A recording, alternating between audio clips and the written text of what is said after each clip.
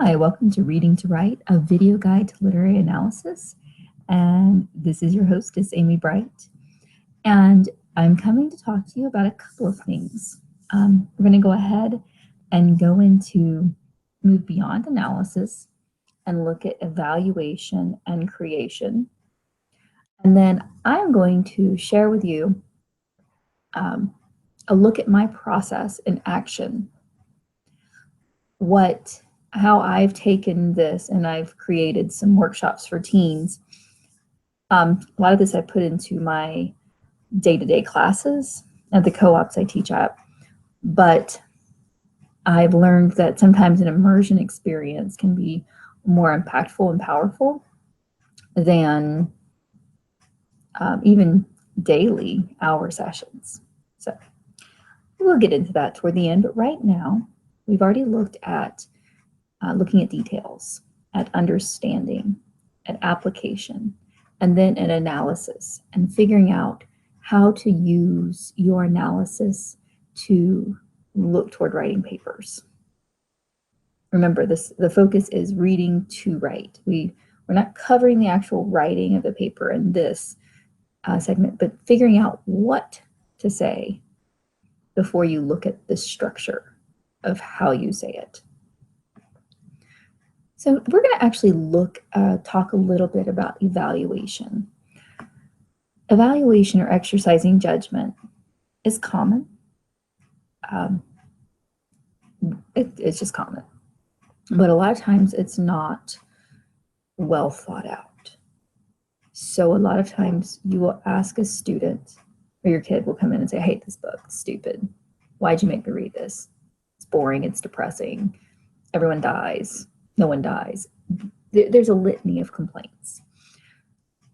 A lot of those complaints are evaluation. Hate isn't about, it's a judgment word. You have a reason for it. Love is a judgment word. You have a reason for it in this context.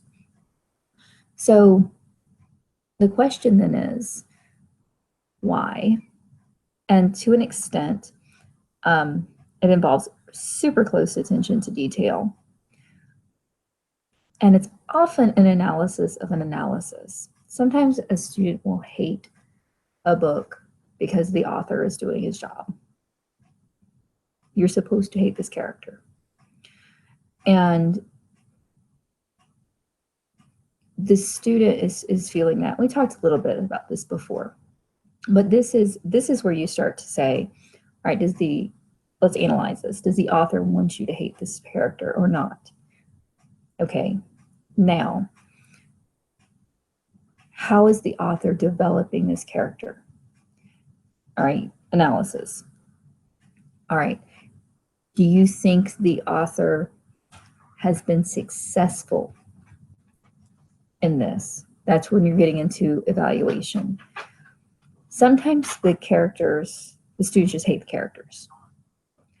Sometimes they don't think that the characters are realistic because they haven't been developed well and they're picking up on it.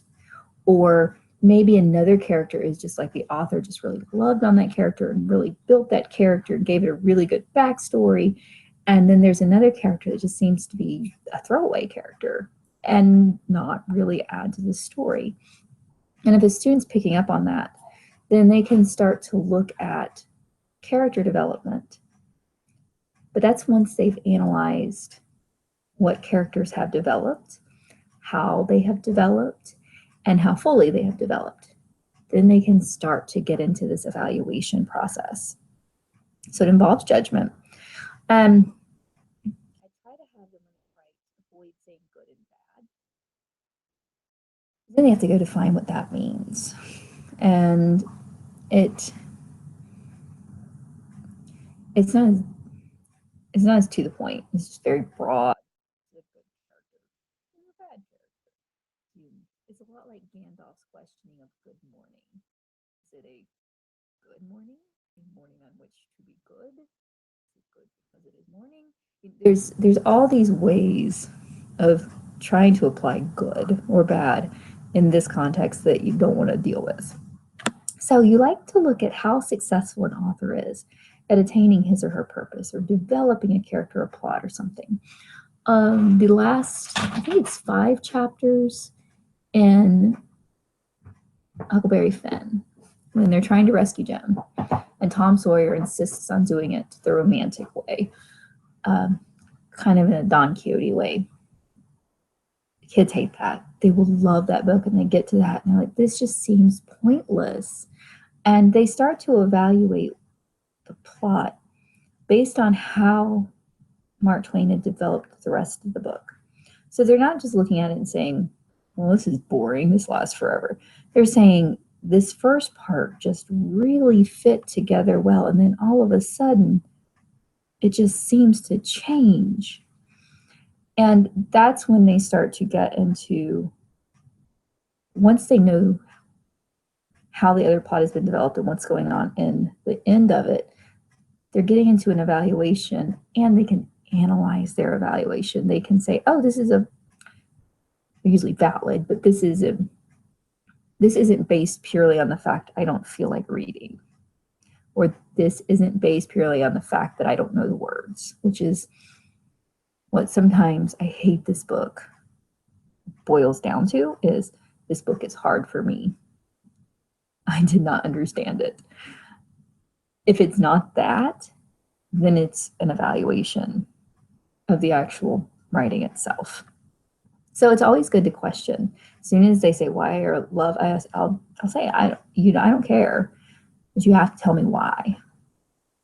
And if you can tell me why, and it still stands, and I can tell you understand the book, and you just don't care for the style, huzzah. You've at least learned something. Because the more vociferously they hate something, the better they understand it, because they can tell you all the reasons they hate it. All right, so here's some ways of looking at evaluation. When you notice one book is more interesting to you, or more apparently thoughtful, or more sophisticated, whatever that means, than a previous book by the same author, that's where you're employing judgment. And it's based on style or differences, or 2 similar books in a genre, different authors, same genre, that sort of thing. When a show is said to have jumped the shark and people complain that it's trite or it's predictable, they're starting to make evaluations. And they're doing this because they've watched lots and lots of shows, and they have years and years of experience to draw on to make that evaluation. You'll see people tweet atrocious grammar works, but some really insightful evaluation, because again, as it goes back to, they have had the experience in their genre. Now, after evaluation, which I'm not spending a lot of time on, because I'm not sure how much you are going to want to do that, and that's up to you, of course. But taking these evaluation papers, I may be thinking honestly, but if you're going to judge, like if you're going to write and grade this paper, however you do your grading process, an evaluation kind of assumes a broader understanding of whatever book that person's reading. So if you and your daughter or son love the same types of books and you've read them, when you read the evaluation, they can defend it. You don't have to know everything about it.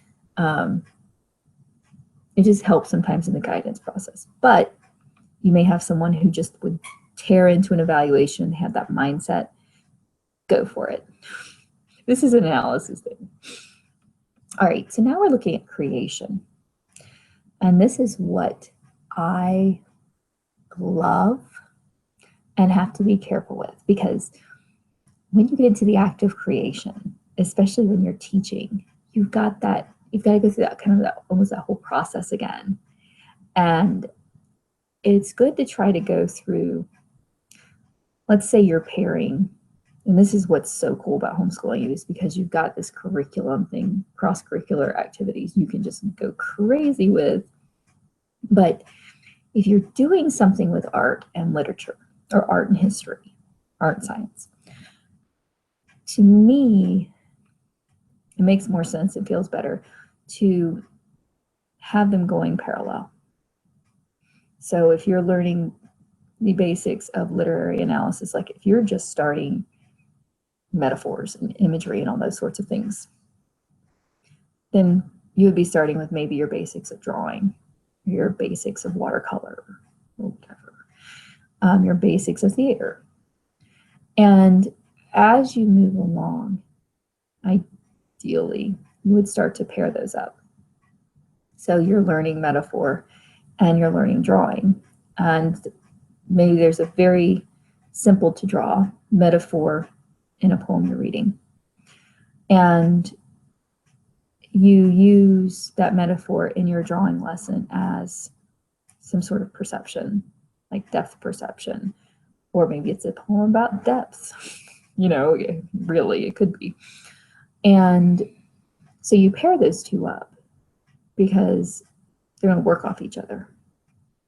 And as you increase in your levels of understanding, as you're layering those on, you can have that pairing increase together to where they're closer and closer.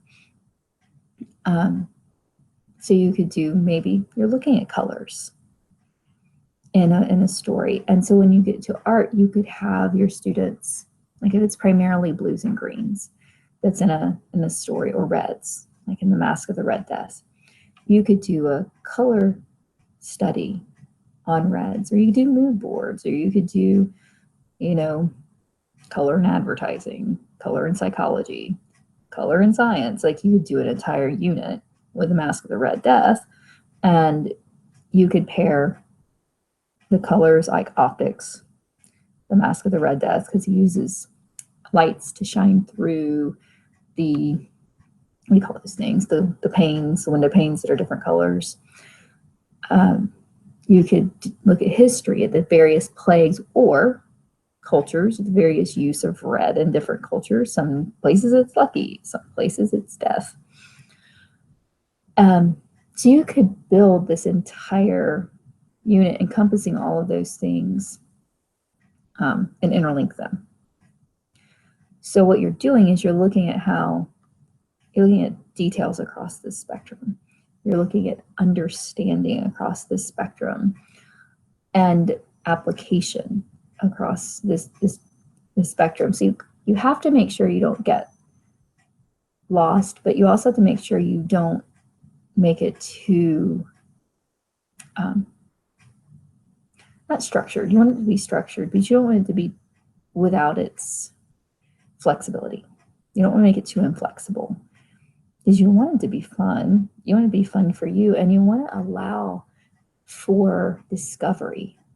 I mean, if you discover something super amazing, you want to be able to follow it without throwing everything out and forgetting about what you were originally doing.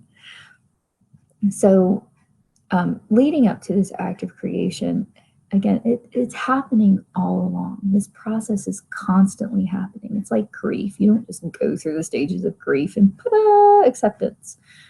You might be accepting one day and grief, you know, angry the next. You might be crying in the morning and then angry in the evening and bargaining in the next, you know, and then accepting, and then you're fine.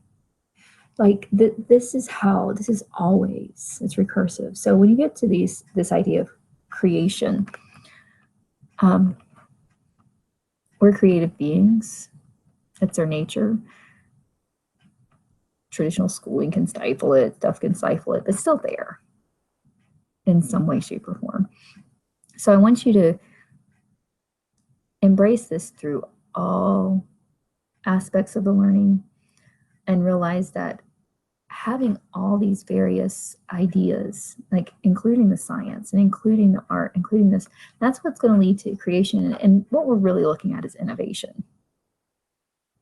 Creation is innovation. It is looking at how things, very maybe seemingly disparate things, are put together into something that's new-ish, but really just it's building on all these things but it's going to take, your child's going to see things differently from other people. I mean, the mere fact that they are in a video age, in a visual age, reading literature is going to look different than it would at a time when it was almost purely literature. So keeping that in mind and your child's talents and child's inclinations, realize that creation is going to look different as well. For me, it's going to be very traditional. Dance, theater,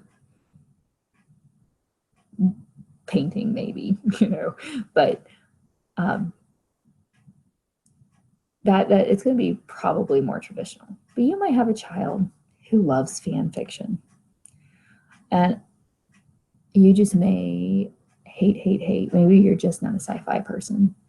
Maybe you just hate fantasy, and you just, or maybe you love it, but you just are never going to be so engrossed that you're going to go off and write fan fiction. Fan fiction is this creative aspect. It's art. It is responding to literature, and it is going beyond. Other parts of creation, you can look at art based on the moods or ideas in a story.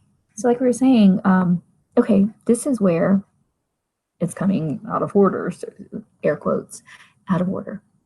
Let's say you did something with the Masque of the Red Death, and you were looking at red, you're doing color studies in red, and maybe doing something sciencey with that. And your teen just got captivated by some sort of like optical study of red and went off and did a science project. And it was something, I don't know if science project you would do this, but it would be maybe something like about the various colors and the effects on people of not just colors in the spectrum, but colors within the red spectrum.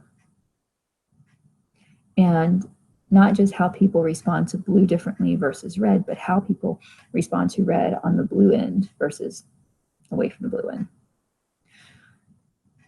And that went in, I mean, you've gone like straight into that, something new, something different, something that, you know, wasn't where you started off with literature, but it veers off into something that encompasses psychology and encompasses science and all these other things, which to an extent is what Poe is doing. So that's what you can, you can look at that and say, don't say, well, this isn't in order. That's not how it works. Literature responds to other literature. So part of the great ongoing discussion, the great debate, epic continuations. I mean, Milton was determined that he was going to be the great poet in English. And he was basing it off of Homer and basing it off of these other guys who were writing, who were basing it off each other. So, he went on and created great literature for this reason. You have dances based on poems and like mood. And you could dance, purely based on a poem, but taking the mood or taking the musicality and putting some form of dance to it or music to, to fit it. But this is where I think I digressed. I hadn't intended to say all that, but art of all sorts can be used in every step of the thinking process. Because art can make you feel sick. Depending on your student, it may just not work for them, but it can. It can help students understand conflict or situations. So if you use theater to bring conflicts alive, I'm working with the Warehouse Theater, and they just have some magnificent training. And we've learned that theater exercises can bring like a paragraph of literature to life. And if the students can understand how to apply that and do it to the rest of what they're reading, at least in visualizing it, it helps their reading become much more aware. They can apply literature to life through art. and they can analyze meaning through it. And they can find, sometimes it just comes because a lot of it is they're just being forced to pay attention to detail. I will have students, no matter how bad they are drawing, draw characters, and they have to list the details from the book first for the purpose of drawing. So it's like reading to write, only this is reading to draw. And then they have to draw it, and then if it's really bad, they list what they were supposed to have drawn on their presentation so that they can, and that's usually when they go back and say, oh, I imagine this guy is a redhead and he's really got blonde hair. Or if you have it where groups do this with the same character, you start to see what details they really emphasize and what they don't. And a lot of times they have the exact same details, like they go through and find these details. But to me, the most interesting one was Friar Tuck. I had a group, and this was not intentional, a group of guys draw him and a group of girls. They had the same details almost, like in terms of like what, I mean, they have the same stuff in front of them. But when they drew him, what they emphasized was the guys emphasized that he was a drunk, and the girls emphasized that he was well built and strong and good looking for a friar. And they had the other stuff, like his size, that he drank, like he wore green. They had all of that. But the emphasis of what they put into their details, like if they had joined that together, it would have been a perfect picture of him. But the girls paid attention to him being good looking, and the guys paid attention to him being a drunk. So then you can start to see what they're really focused on. Now, what are some ways that you can use this act of creation as kind of a final outcome? I do fantasy parties, like literally, like parties based on the themes of books or imagery. I mean, come on. You do this with birthday parties all the time. I'm going to have a troll party for my son in a month. This is based purely on the characters and the feelings of that movie. And it's going to be happy, and there will be music, and there will be dancing, and there will be glitter with the girl. The guy's like Branch, but the girl just the glitter. So right there, we're going to be taking a movie and we're going to be turning it into a party. So you can take it kind of a step further and not just purely that, but based on the theme. But again, the theme is happiness and loving people, and you don't have to eat smaller creatures to be happy. So you can you can definitely make it a little more teen appropriate. You can do it on characters or what ifs. This is where murder mysteries come in. Do a murder mystery based on a murder book, murder theme. What if this character had lived? What if they were all together in a room after the fact? You know, you could do a party like that. Be fun. Musical Chairs of Death. That's what we do every year after Masque of the Red Death. You can do costuming. During the book, you can work on detailed true text, like we were talking about with understanding or application or details, right, from the book. But here you're going on to, like, I always think of Alexander McQueen, like his whole empire and the people who follow. Just crazy extravagance. You're not going to wear that in public, but it's magnificent, and the aura that it exudes, and the atmosphere that it creates, and the kind of props that they use, and the music, it all goes in to create this like deep extravagance. And you can get a feeling from it. So like if your feeling is a happy book and it's a happy movie, then happy clothes, happy costuming, do your own. If you have a male or female who is great at sewing, let's do a costume line or regular, like ready to wear line based off of this. Of course, you can write poetry, you can create theater based on characters, based on themes. Let's say that they're really mad that something happens. Let's create a scene, either that changes that gets into the what ifs, changes that scene. Maybe it's not satisfactory. Let's make it satisfactory. Maybe you hate the ending. Well, let's redo the ending. Gardens. So garden art, of course, is fun, but you, again, getting back, this year I'm obsessed with color schemes. So getting back into the color scheme of things, you could create a garden, and this year your color scheme is going to be based off whatever book you're reading at the time. But if there's a book that you're reading, like, oh, we could look at The Heart of Darkness, it's all jungle, so it's green. So it's not that difficult with a garden, but you could base it off of the colors, or you could base it off of boats going down a river and have your garden art. This is way out there, but still, like, you're seeing what I'm saying. Like, you could do some sort of woodworking thing that would go into your garden. So you've got, it's a boat, maybe like where you hold your plants or where you put your garden trowel or something. So you've got woodworking, and you've got the boats that were in the river. You could look up steamboats at that time period for kind of a historical thing. And then you could use them in the garden for a real purpose. And there's that like entire connection that's there. And sell them at farmers markets, go to Lowe's. Paintings.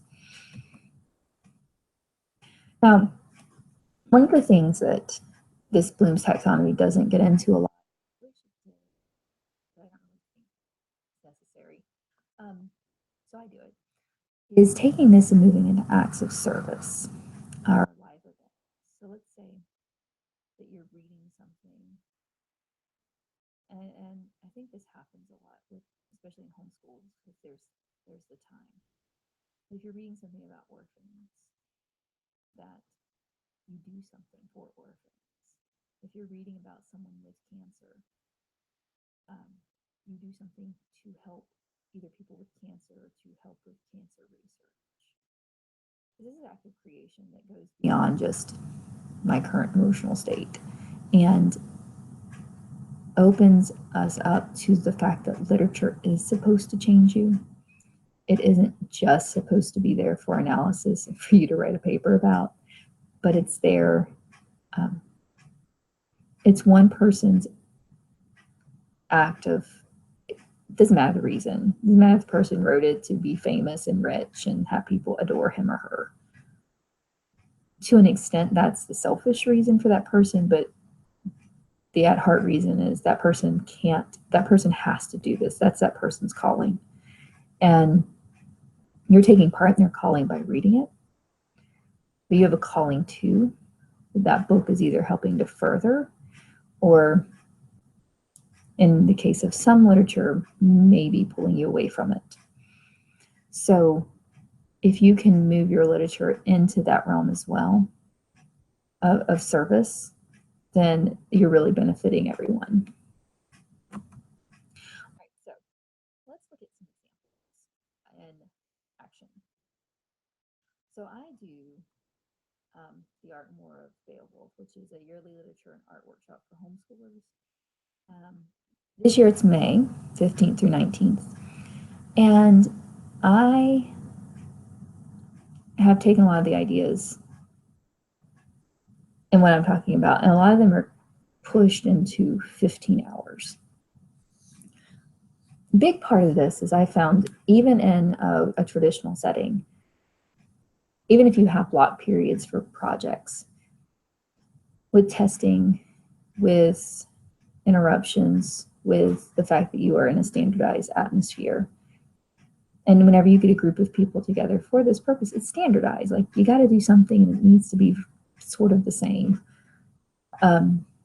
especially if like a bunch of taxpayers are paying for it.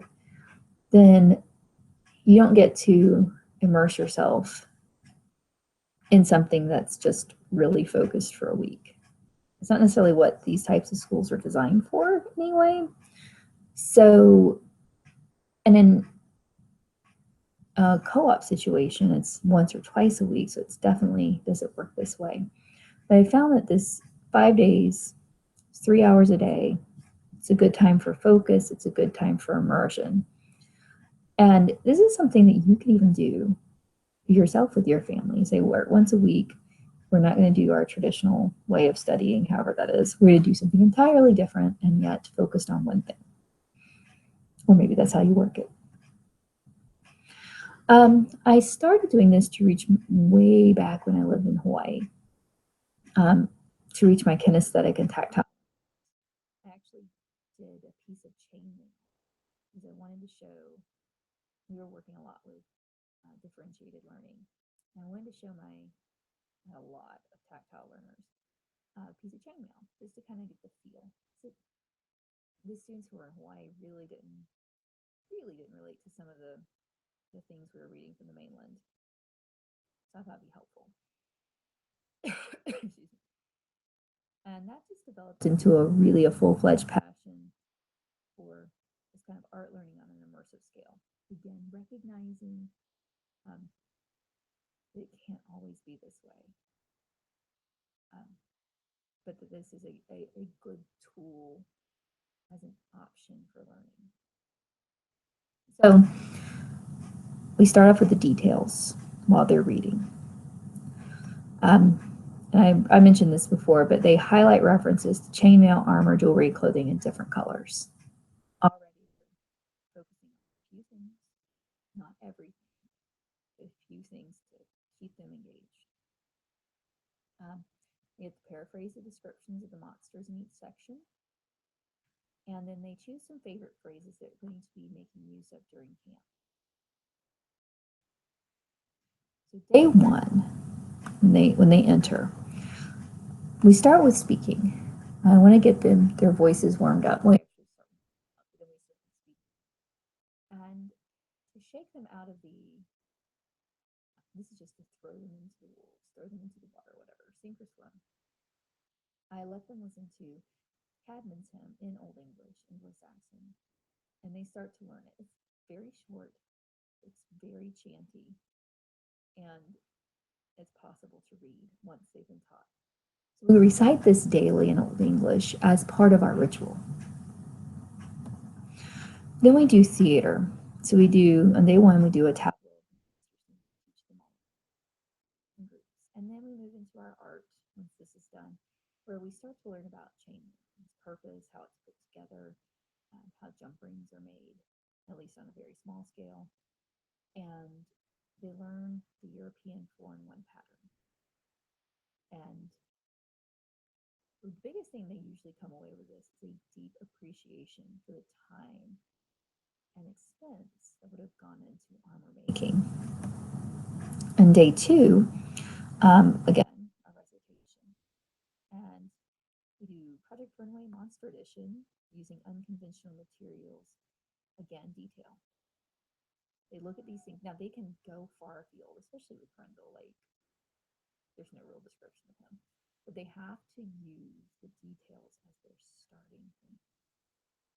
Then they can go afield, but if they know what's really there and where they're deviating, that's what I care about. And then we begin this exploration of Anglo-Saxon art and design, and we do these etched copper cups, which are huge hit, because they come away with these like real chunky 3-inch wide bracelets they can wear on their upper arm or lower arm, and they do dragons. And their favorite is a dragon eating a guy. Go figure. Then, again, that repetition really helps with continuity. They start to break into groups and script the fight scene, and I do go over basic stage choreography with them, fight choreography. And this is where, again, it's not necessarily that larger creation, because I'm asking them to stay very true to the script, even to the words that they use. just because I want them to like embrace the fact that the original is great before they change it. Of course, they change it. They usually make it funny, but they have to stick to the original again, much as possible. And then this is where we get into the metalwork portion of pounding and doming and shaping and punching at the metal and riveting and metal stamping. And this is like a 2-day thing. And they use the phrases, the kennings that they found to make their own pendants. So I have to also scaffold this, right? Where they learn about metal. They go, it takes about 2.5 days for this. The next day, again, our continuation, then they choreograph and rehearse because they're going to perform it on the continue in our metal work. And I, of course, am excited about this because so I can bring it in. Not this year, but next year I'm going to do Repoussé. And finally, day 5, we again always open up with that same thing for that continuity's sake. And then halfway through, we welcome the parents and we set up a feast. And this feasting has formal greetings, the entertainment, which is of course their performances, a recitation of Cadman's hymn, and really honestly, some of the best food you'll have. We've had roasted rabbit, we've had venison, and that's the nice thing about Anglo-Saxon food is it's basically what we eat in this area. So, and a lot of people in this area hunt, so we get some delicious food out of this. So this is you could take what I've shown you and just plug in something else, another book, another art form, I'm doing this with the Scarlet Letter, but with art journaling in June. You can mix and match with your strengths and with your students' interests. And even if you just did this once a year so that you could work toward this, there's just a whole world of possibilities that come from this kind of focus and this kind of structure. And again, it's taking the same things that you would be doing toward analysis and making it come alive. So at the end, they can answer like, what are the conflicts? What are the differences? What are the similarities? What characters have conflict with Beowulf? How do you see Beowulf grow and develop, or do you? Is he constant? Do other people change around him? Why are these monsters set up the way that they are? So, but it's not just, again, not just for the purpose of being able to write this paper, but it's to make it living and to emphasize virtues and to emphasize other cultures and other ways of exploring this epic, so that even if they don't love it, because again, it's a superhero novel to an extent, so they might just not like that genre, they can appreciate it and remember it and hopefully experience it, but with others. And that's your goal, right? Is to create these experiences for them so that when they leave school, when they look back on that, there's always going to be hard times, but they're going to remember these experiences where it was just learning and fun. Now, I did say that I was going to tell you how we could work together, and it does involve these camps. So these camps are available, and for those of you who are not in this area, thank you for joining us. I'm going to be done in this video. I'm going to be finished with the analysis, the process. For those of you here, I'm going to let you know of a couple ways that we can work together for free um, should you take the camps. Now, if you decide to sign up for a camp and go to brighteyesarts.com, I have 4 of them up, I believe. Beowulf, art journaling, jewelry making, which has nothing to do with literature, and Shakespeare. And these are the bonuses that you will get if you sign up by April 1st. Free jewelry making, and this, you'll get all of these, right? It's not one or the other, it's all of these. 1 free jewelry making or metalworking class during the year, $30 value. And let's say that you want to sign your son up for the Beowulf camp and he's not interested, you get to take it.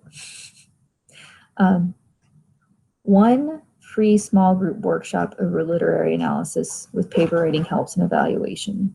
So I'd meet with several kids and parents even. We'd look over papers that they've written.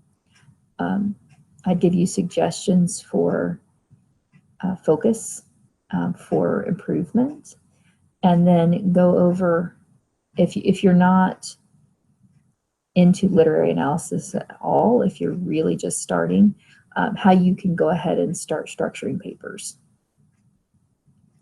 And then 1 consultation over your upcoming literary years. So let's say that you are just really struggling with, do I do Brit Lit? Do I do American Lit? Do I do World? Do I do a combination? Do I have to do these by years? Do I read these books? What do I need to do? Like, if that's just freaking you out, then we would meet, look over what you've already read, and then your teen's strengths. So if you have a teen who hates reading, probably not going to start them off with Heart of Darkness at all. But if you have a student who just loves literature, their sequencing at least is probably going to look a little different.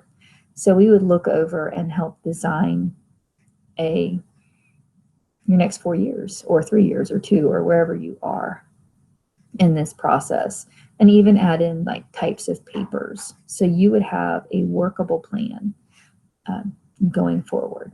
Again, always flexible, but if you're not interested in changing it, set. So these bonuses are $110. So if you sign up for one of these camps by April 1st, you'll receive $110 worth of bonuses that you can use at any time during the year. Like, there's not there's not a time limit. So let's say you get really caught up and then you remember, like 3 months from now, oh, I never did my evaluation. It's okay. We can still meet up and do it. So brighteyesarts.com is where you can look at the camps and see if this is the kind of thing that would be perfect for your student or teen. And I'm always willing to talk about it. Any ideas?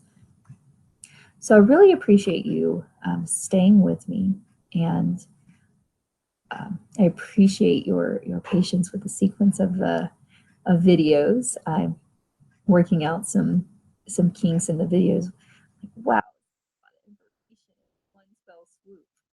But I appreciate your staying with me, and I hope to see you around. And if you have any questions, please just send me an email. I will check them at night so that I remember to answer you instead of checking them on my phone, and I'll see what I can do to help you. So thank you very much and have a wonderful week.